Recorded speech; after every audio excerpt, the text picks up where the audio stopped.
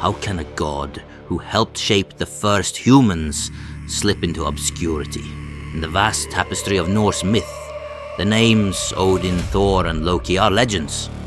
Yet hidden in their shadows is Hœnir, an Æsir god who appears at pivotal moments and then vanishes. He participates in the creation of mankind, travels with giants of the pantheon, and, according to prophecy, will survive the end of the world. At the same time, some sources paint him as indecisive and dull, a figure dependent on others for his voice. These contradictions invite us to dive deeper. Who is this silent companion? Why does his character shift so drastically between tales? Join me as we unearth fragments of Hoenir's story and explore how oral tradition, poetic kennings, and medieval authors shaped and perhaps distorted the image of this enigmatic god. Imagine a desolate coastline in the dawn of time. 3 gods discover 2 shapeless tree trunks washed ashore and decide to fashion them into the first humans. In one tradition, Odin walks alongside Hœnir and the obscure Lodur when they encounter these wooden forms. Working together, they bring the figures to life. Odin breathes the vital spirit into them, while his companions provide what the pair still lack: inspiration, consciousness, and sensory experience. Hœnir's gift is called Odiar, a word that encompasses poetic inspiration, intellectual insight, spiritual ecstasy, and even the frenzy of battle.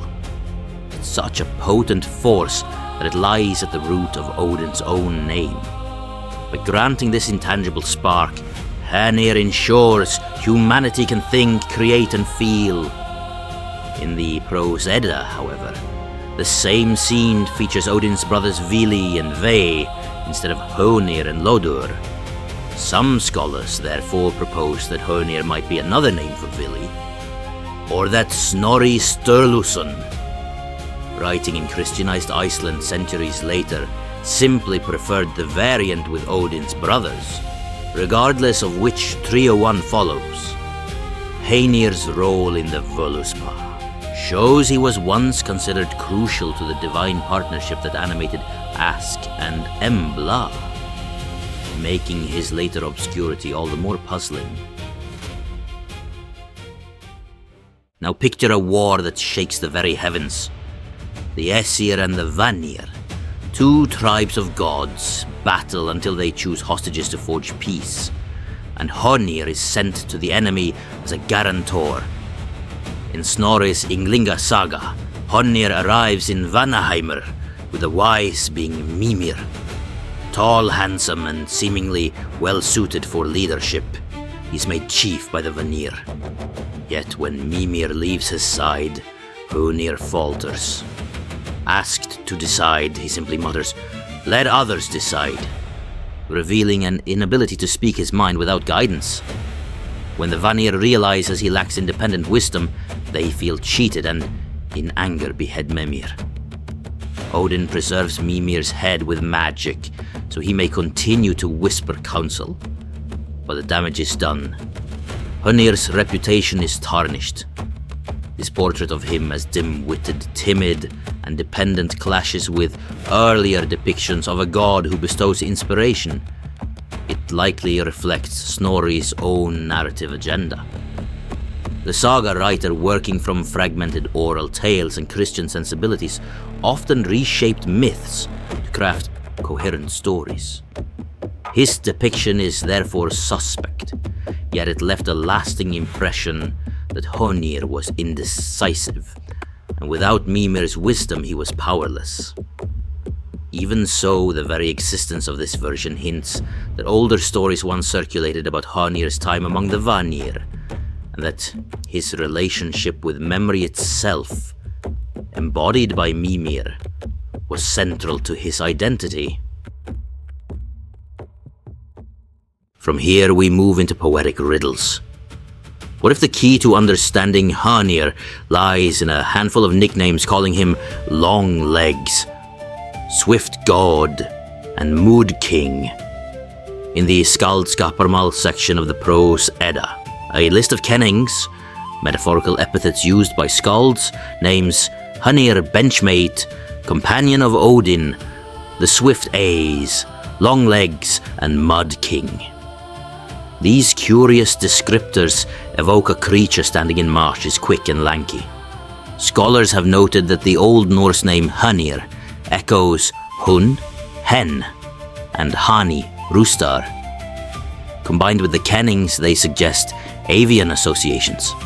A theory thus emerges. Perhaps Hoenir was once imagined as a bird god, like a crane or heron wading through wetlands.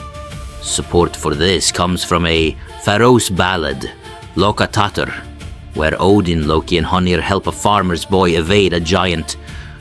Odin hides the boy as a grain of wheat. Loki disguises him in fish roe. Hoenir summons 7 swans and turns the child into a feather on a swan's head. The story shows Hoenir as a master of birds, seamlessly connecting him with avian shapeshifting. The idea of Hoenir as a bird god may have arisen from folk etymology or lost myths, where he embodied a stork-like figure delivering life. This interpretation also aligns with his role in bestowing ODR. Birds like cranes and swans have long symbolized inspiration and the arrival of souls in European folklore. Although no definitive cult images survive, the kennings and ballad hint at an ancient image of Hoenir, very different from Snorri's indecisive hostage. Before we uncover the final mysteries surrounding Hoenir, take a moment to like the video and subscribe. These forgotten corners of Norse mythology hide some of the most fascinating stories ever told, and there are many more still waiting beneath the surface. Your support helps keep these ancient myths alive. Finally, we leap into the end of all things. When the cosmos burns and gods fall, Hoenir emerges in prophecy as one of the few survivors. And he takes on the role of seer in the apocalyptic poem Völuspá. After the world is consumed by fire and sinks beneath the waves, the earth re-emerges green and renewed. The surviving gods gather at Idavöllach, recall past deeds, and find their old golden game pieces among the grass. Balder and Hœnir return from the realm of the dead. Amid this renewed assembly, the Völva, the seeress narrating the poem, tells that Hoenir will choose the wooden slips for divination, while the sons of 2 brothers repopulate the world. The mention of wooden slips refers to the ancient practice of casting lots, where pieces of wood were engraved with runes and thrown to interpret fate. Here, Hoenir steps into a priestly role, reading destiny for the new world. It is a striking reversal. The god once mocked as indecisive becomes the one who interprets the future. Surviving Ragnarok, alongside Balder, Vidar, Vali, Modi, Magni, and Njordur, positions him among the pillars of the coming age. The prophecy also underscores his connection to memory and wisdom. By casting lots, he bridges past, present, and future, ensuring continuity between the old and new worlds. This image of Hoenir as a diviner shows yet another facet of his character, and suggests that early Norse poets saw depth and resilience in him that later narrative sources obscured.